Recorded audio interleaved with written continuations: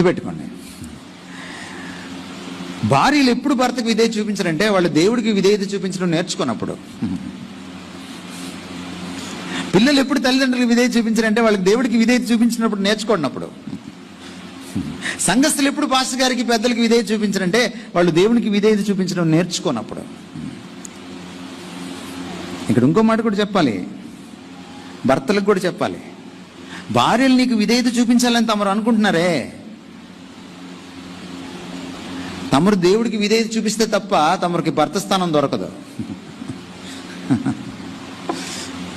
ఆదాము హవ్వలు దేవుణ్ణి ధిక్కరించిన మరుక్షణం సృష్టిని పరిపాలించలేకపోయారు, ఏదైనా వనాన్ని కాయలేకపోయారు, వెళ్ళగొట్టబడ్డారు.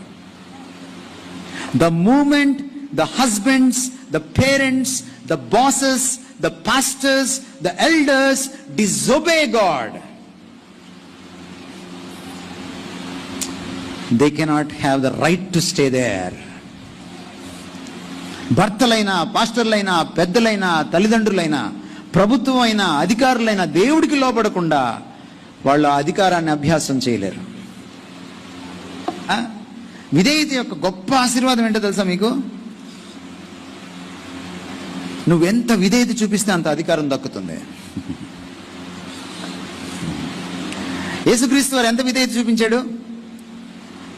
దాసుడే, మనిషి అయ్యాడు ఫస్ట్, తర్వాత దాసుడయ్యాడు, తర్వాత సిలువకు అప్పగించేసుకున్నాడు. ఎంత విధేయత చూపించాడంటే రిక్తుడిగా మారిపోయాడు.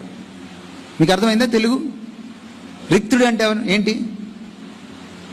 ఇంకేం లేదు, ఇంకేమీ లేనంతగా దాసోహం అయిపోయాడు తన తండ్రికి.